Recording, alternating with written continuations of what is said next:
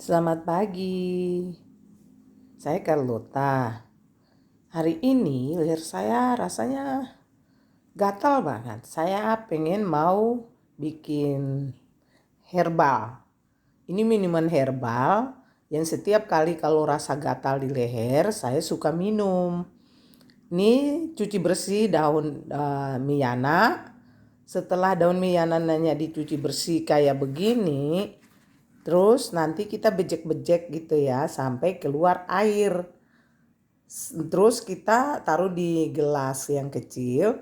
Terus kita minum, bisa minum begitu saja atau bisa dipakaikan dengan madu. Jadi rasanya itu agak sedikit enak di mulut. Tapi kalau ya minumnya begini doang, dia itu rasanya pahit gitu.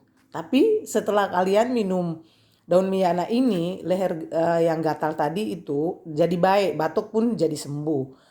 Selamat mencoba ya teman-teman. God bless you.